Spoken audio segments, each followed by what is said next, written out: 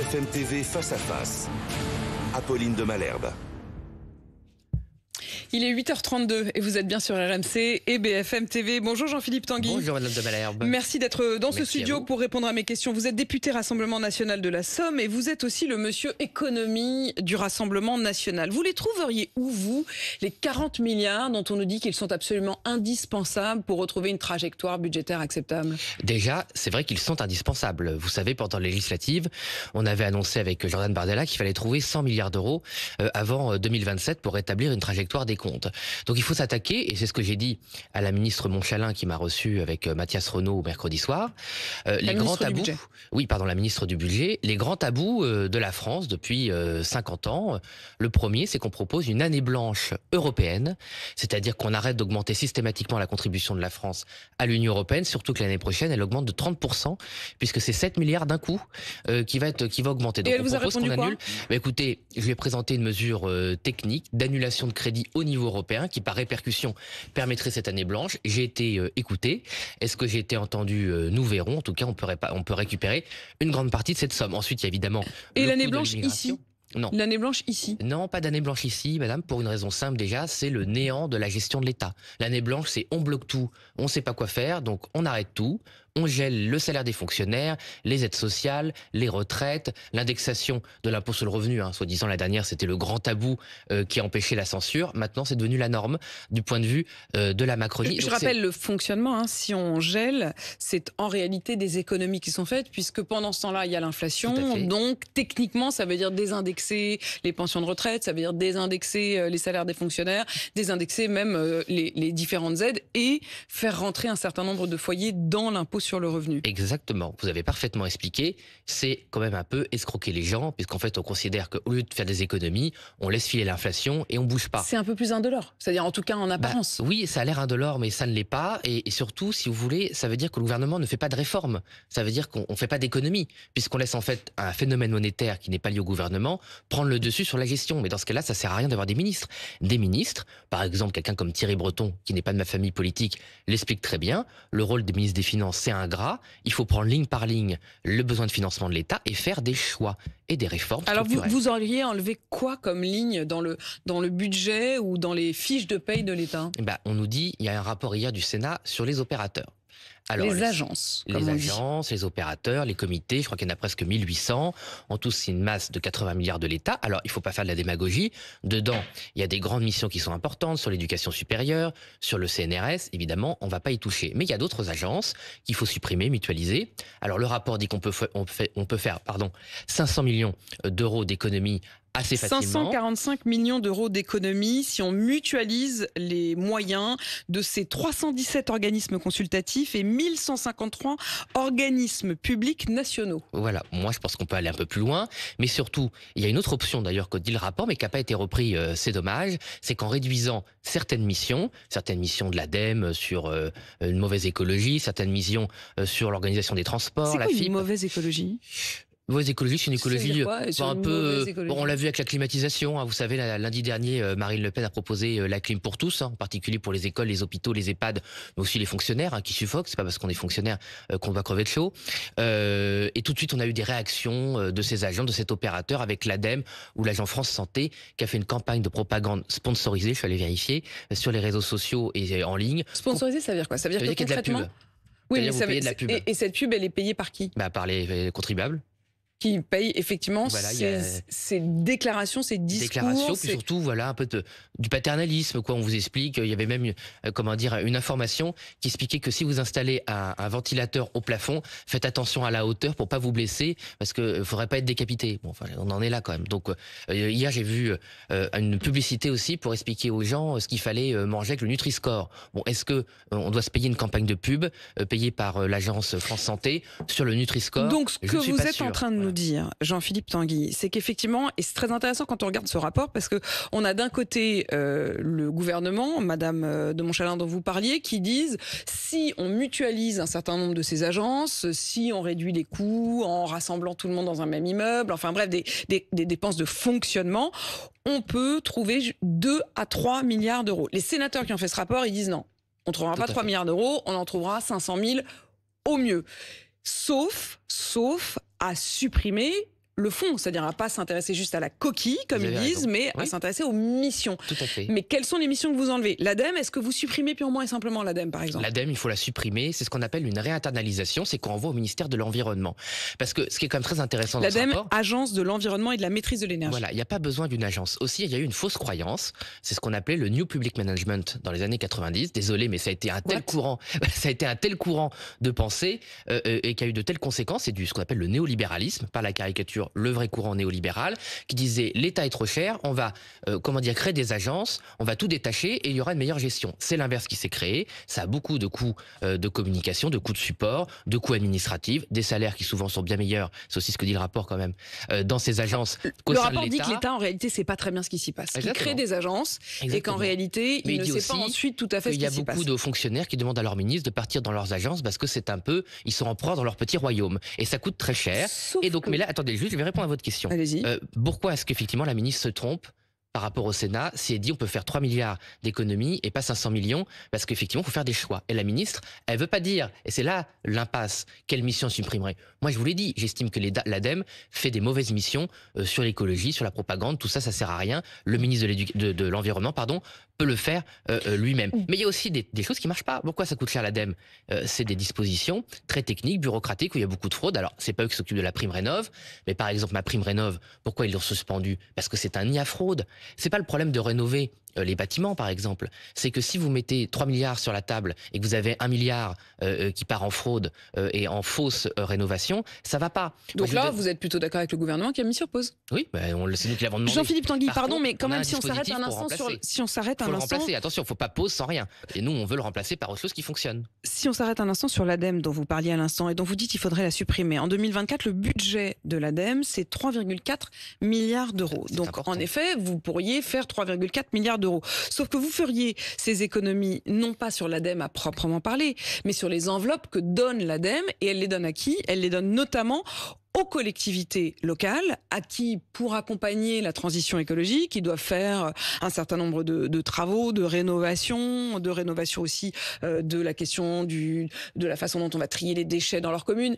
Et pour ça, ils ont besoin de sous. C'est-à-dire que si vous enlevez le budget de l'ADEME, en fait, vous enlevez un budget pour les collectivités locales. Ben non, parce qu'en fait, je pense que les collectivités locales ne devraient pas avoir besoin de l'ADEME. Et d'ailleurs, ça, il y a toute une simplification. C'est pas une baguette magique, je suis d'accord avec vous. Moi, j'ai quand même l'impression que vous nous dites on va enlever ça, sauf que vous n'avez pas vu qu'à l'intérieur, c'était des aides pour tout le territoire. J'ai pas l'impression depuis le début de ne pas avoir compris comment ça fonctionnait, Madame de Malherbe. Je vous dis que c'est quoi le problème de tout ça? C'est la confusion. Vous l'avez dit vous-même, on sait même pas où vont les fonctionnaires et on sait même pas tout ce qu'ils font. En fait, il y a tellement un millefeuille administratif d'un côté, avec des échelons de collectivités qui s'enchevêtrent, plus la déconcentration de l'État, le préfet, des agences qui sont aussi dans les départements ou dans les régions, plus l'État dessus, plus l'Union européenne dessus, qui elle-même cofinance tout un tas de projets. On n'y se retrouve pas et il y a de l'argent qui se perd en ligne. Il faut tout simplifier. Donc évidemment que la réduction des agences, c'est pas juste supprimer une agence ou en fusionner une. L'année dernière, ils ont fusionné l'Agence de sûreté nucléaire et l'IRSM. C'est pas ça le problème. C'est qu'il faut tout clarifier. En fait, la question que je vous pose, c'est est-ce que vous supprimez l'ADEME ou est-ce que vous supprimez les allocations que distribue l'ADEME? Il y a une part des deux. On supprime l'ADEME et surtout, il faut tout refaire. Par exemple, moi je suis pour, avec Marine Le Pen, Jordan Bardella, nous sommes pour l'échelon commune, département, nation, et plus communes et intercommunalités, plus syndicats des eaux, des poubelles, tout un tas de trucs, départements et régions, plus toutes les agences qu'il y a au milieu, et après l'État français, puis encore l'Union européenne. Il faut clarifier. Et avec ça, vous pouvez simplifier les missions. Parce qu'en fait, le problème aussi de la France depuis 30 ans, c'est qu'on prend tout par le petit bout de la lorgnette et on s'attaque pas à ce qui est devenu l'État obèse, qui est à la fois partout et nulle part. Vous allez une inauguration, je ne sais pas si vous l'avez déjà fait, je sais pas moi, d'une crèche ou d'une rénovation thermique. J'ai longtemps été reporter qui accompagnait sur le terrain tous les politiques qui allaient... 10 discours, voilà, vous avez 10 discours, parce que tout le monde a fait son petit chèque. Mais pourquoi il y a 10 discours? Parce que tout le monde a mis son petit billet, son billet, un peu d'argent des Français. Il y a son logo, d'ailleurs il y a une des propositions du rapport, c'est de supprimer les logos, plein de logos partout. Moi je veux bien, mais en fait c'est très sympa de dire ça, hein, et ça se fait plaisir. Mais non, ça ne fait pas plaisir. Mais en fait la vérité c'est que si vous n'avez pas ces aides, vous n'avez pas la crèche.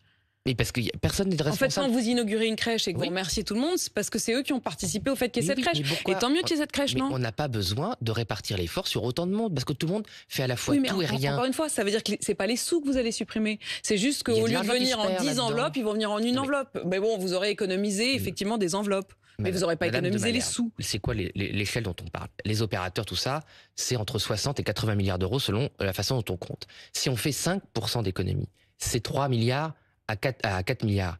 Donc en fait, il suffit juste d'améliorer l'efficacité aussi pour... Donc s'il y a autant d'argent qui se perd en ligne, si à chaque fois qu'il y a un petit billet, il y a de la com autour, et bien sûr que 5% ça va vite. Ici, il y a BFM TV, vous êtes une entreprise, si vous faites des économies de gestion, vous n'allez pas annoncer 30%, vous allez annoncer 3-5%. Donc faisons déjà cela. Par ailleurs, les agences ont aussi, c'est l'inspection générale des finances qui l'avait montré l'année dernière, accumulé trop de trésorerie. Alors comment ça se passe? C'est-à-dire que chaque année, l'État délègue soit une part des impôts qu'ils envoient directement aux agences, soit on verse un chèque. Et en fait, ils prennent trop. Vous savez, je ne sais pas si vous vous souvenez, quand on était plus jeune... Erreur de la France savez, en votre faveur. Voilà, on disait que l'armée faisait tourner les camions avant la fin de l'année pour garder le budget, parce que s'ils dépensaient moins, ils allaient avoir moins d'argent. Mais ça fonctionne toujours, et les agences, c'est notamment comme ça, ils prennent plus dont ils ont besoin, et ils dépensent trop pour toujours garder leur budget au maximum, et alors qu'en fait, en leur faisant faire des économies ou en interdisant des dépenses qui ne servent à rien, on pourrait petit à petit réduire les budgets. Jean-Philippe Tanguy. Mais les grands fleuves sont des petits ruisseaux à la base. Parmi les pistes évoquées, il y a cette idée de plafonner les dons qui seraient défiscalisés vis-à-vis des associations. C'est nos confrères du journal Le Parisien qui le révèlent ce matin. C'est tous les dons qu'on peut donner au Secours catholique, au Secours populaire, qui aujourd'hui sont défiscalisés. Il faudrait plafonner. Ils évoquent le plafond de 2 000 €. Est-ce que vous êtes d'accord ou pas d'accord? Pourquoi on a fait ça à la base? C'était pour lutter contre le travail au noir. C'est-à-dire, effectivement, je me souviens d'une période pas si lointaine où la quasi-totalité des femmes ou des hommes de ménage, enfin sous-temps des femmes, étaient au noir, où le jardinier était au noir. Non, pardon, vous vous trompez. Là, vous nous parlez de la question de l'emploi à domicile. Oui. Moi, je vous parle des dons. La défiscalisation des dons. Ah pardon, excusez-moi, parce qu'en fait le gros sujet dont on a parlé avec Mme Monchalin, c'est tellement les aides aux personnes, excusez-moi, j'ai oublié. On va y venir dans un instant si vous voulez, mais honnêtement, écoutez, ce matin, cette histoire de dons, l'idée, c'est de récupérer 500 millions d'euros en plafonnant les dons. Non, mais c'est vrai qu'on peut regarder. Après, les Français sont un peu plus généreux.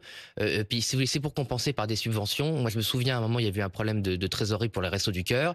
Et puis, finalement, c'est l'État qui était dû venir au secours. Donc, il faut faire attention parce que moi, je préférais surtout qu'on lutte contre les fausses associations. C'est quoi les fausses associations? C'est comme la mauvaise écologie. Oui, mais on l'avait fait pour les petits partis politiques. Vous savez, il y avait des espèces de partis politiques un peu bidons, même totalement bidons, qui dépendaient d'un seul élu. Chaque député ou chaque maire avait une association parti politique de soutien local pour faire des dons défiscalisés et puis se payer sa campagne. Bon, donc c'était un détournement. Il faut encadrer mieux les dons fiscaux. Non, mais ça peut arriver aussi que localement, il y ait des gens qui créent une association, des cagnottes. Ça arrive souvent maintenant en ligne, des cagnottes en disant on va aider machin ou bidule, et puis en fait à la fin c'est pour eux. Hein. Donc bon, il y a quand même ce genre de phénomène. Après, on peut regarder la limitation de dons. Nous, on n'est pas contre, mais il y a aussi quand même beaucoup d'associations qui rendent des missions très utiles. Hein. Jean-Philippe Tanguy, vous le disiez de vous-même, cette question qui a été évoquée, même si Amélie Monchalin pour l'instant a l'air de dire que elle ne voulait pas forcément toucher trop à cette question-là, qui est effectivement la déduction des charges pour les emplois à domicile, c'est-à-dire les services à la personne notamment. C'est ce que vous évoquiez à l'instant. Ça avait été créé parce que ces emplois-là, ils existaient, mais que la plupart du temps, ils n'étaient pas déclarés. Désormais, ils sont déclarés et défiscalisés en partie. Mais est-ce que ça n'a pas été trop loin? Non, mais on peut regarder certaines limites. C'est vrai qu'il y a sans doute des abus de gens qu'on peut avoir des grands domaines ou des grands moyens et qui utilisent cet avantage fiscal au lieu tout simplement de salarier des gens. Donc il faut sans doute regarder là aussi le nombre d'heures qui est fait, parce que si effectivement quelqu'un est en plein temps, pardon, vous avez un grand domaine, un château, vous avez un jardinier ou un gardien qui fait 35 heures pour vous, vous déclarez comme si c'était un entrepreneur qui fait 10 heures de ménage chez vous, là effectivement il y a un problème. Mais vous voyez, une fois de plus, le problème c'est qu'ils veulent mélanger des grandes politiques qui ont été utiles, parce que ça a vraiment lutté contre le travail au noir, pour ne pas lutter contre des abus.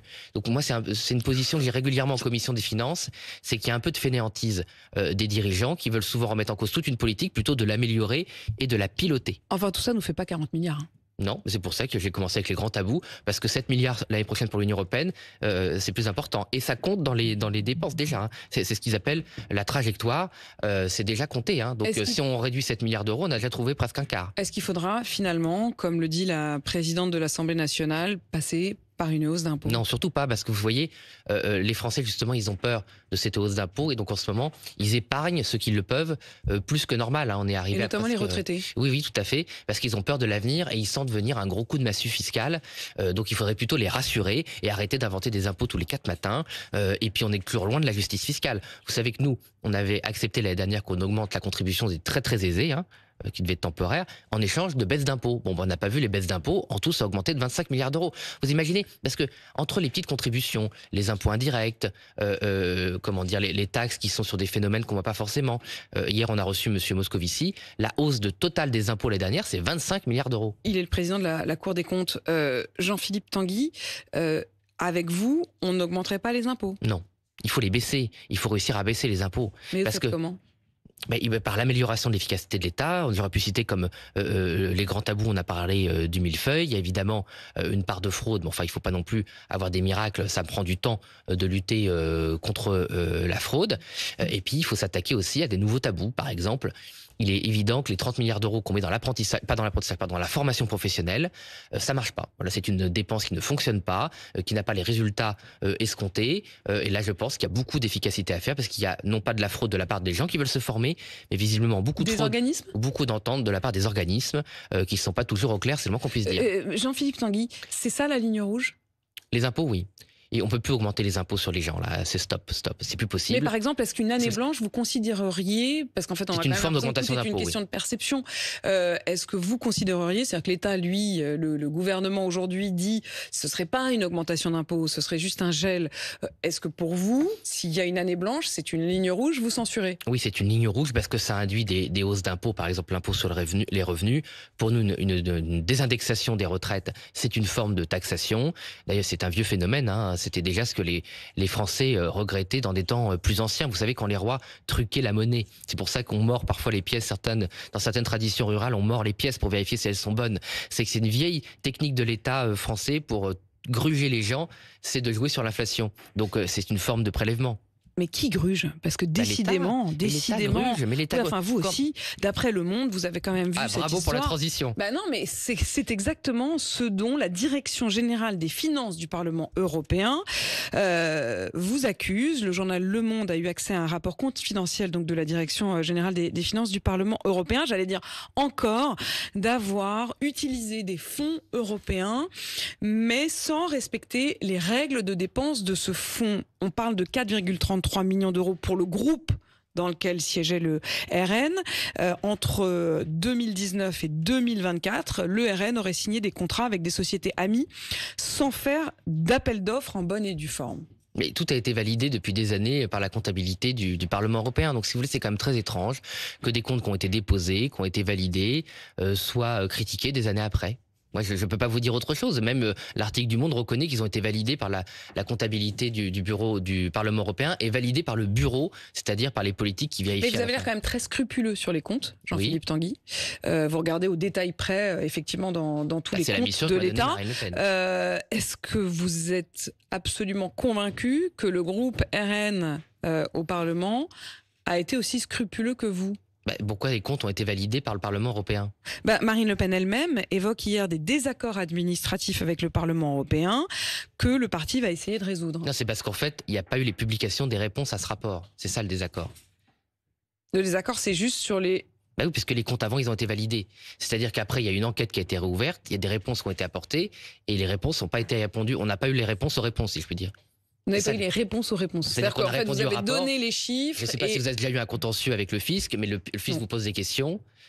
Ceux qui nous écoutent et les entreprises l'ont eu, vous posent des questions, vous répondez, puis le fisc vous répond. Et vous attendez donc qu'ils vous répondent et qu'ils vous disent bien reçu, validé, pas validé. Mais vous avez regardé un peu, vous ou... Non, j'ai pas regardé les comptes de l'ancien groupe européen.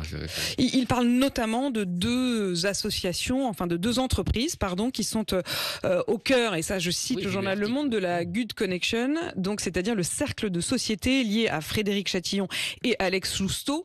C'est toujours les mêmes, hein, j'ai l'impression quand même. Les anciens dirigeants du groupuscule d'ultra-droite violent, groupe Union Défense, le GUD. Vous n'avez plus rien à voir avec le GUD, vous n'avez jamais rien eu à voir avec le GUD. Je demande régulièrement leur dissolution. Et vous demandez leur dissolution, mais alors comment jusqu'en 2024 on peut continuer à travailler avec d'anciens dirigeants du GUD si on a une telle défiance vis-à-vis du GUD? Vous savez, l'article reconnaît lui-même que quand on a appris que certains dirigeants du GUD en fait n'étaient pas des anciens, mais avaient toujours, en tout cas voulaient toujours participer à des manifs, c'est là où la rupture a été définitive avec Marine Le Pen. Ça vous décourage pas un peu? Non. Vous-même qui régulièrement, y compris à ce micro, dites que des gens comme des gens qui ont eu des affinités avec le GUD sont vraiment des gens avec qui vous n'avez aucune vous-même d'affinité, voire même plutôt un rejet. Je crois même que vous avez utilisé une fois le mot de dégoût. Le fait qu'il ait pu y avoir affaire au minimum avec eux encore. Non mais d'une part, on juge pas les cœurs et les reins, donc quand c'est public affirmé, les décisions sont prises immédiatement. Mais il y a un autre problème ancien qui était le cas pour d'autres, par exemple l'affaire des kits de campagne où on a été innocenté, où le Rassemblement national a été innocenté. C'est aussi que pendant des années, les entreprises qui avaient pignon sur eux, si je peux dire, ne voulaient pas travailler avec le RN. D'ailleurs, l'article reconnaît aussi qu'il y avait personne, les entreprises n'avaient pas. Si vous aviez fait quoi, un appel d'offres, il n'y aurait pas eu tellement d'entreprises. L'appel d'offres a été fait. L'appel d'offres a été fait. Même l'article le reconnaît, mais il n'y a pas personne n'a candidaté. Voilà, c'est que bon, pendant des années aussi, on avait le même problème avec les imprimeurs, avec Monsieur Dupont-Aignan quand j'étais avec lui, on avait aussi le même problème sur l'impression. Les entreprises qui avaient pignon sur rue ou qui étaient dans un certain système ne voulaient pas travailler pour nous. Donc si vous voulez, il y a un moment, il faut bien que les bulletins ils soient imprimés. Je veux dire, il faut quand même se présenter aux élections. Donc c'est toujours aussi un peu le procès injuste qu'on fait au RN. On nous refuse tout, on nous refuse les prêts, on nous refuse les prestations, et donc à la fin, il faudrait accepter de ne pas se présenter aux élections. Non, on refuse de ne pas se présenter aux élections. Vous savez, il y a deux façons de persécuter les opposants politiques. Il y a leur interdire de se représenter officiellement. Heureusement, en France, on n'en est pas là. Et puis, il y a saper par derrière, en privant d'argent, en privant de compte bancaire. Moi, on m'a interdit 2 comptes bancaires. Je vois pas trop ce que j'ai fait pour mériter qu'on ferme mes comptes bancaires d'autorité comme ça. Et on n'est pas, je suis pas le seul. C'est banques, ça? Oui. La Banque Populaire, qu'on va donner leur nom. La Banque Populaire, que j'étais client depuis que j'étais petit. Je me souviens, le premier cadeau de Noël que m'avaient donné mes grands-parents, j'étais allé ouvrir mon compte. J'ai jamais été en déficit. J'ai jamais eu de problème avec la Banque Populaire. Puis un jour, je suis devenu porte-parole un peu connu du Rassemblement national et j'ai reçu un courrier pour fermer mon compte. Bizarre, et je suis pas le seul. Merci Jean-Philippe Tanguy en tout cas d'avoir répondu à mes questions ce matin. Député Rassemblement national de la Somme.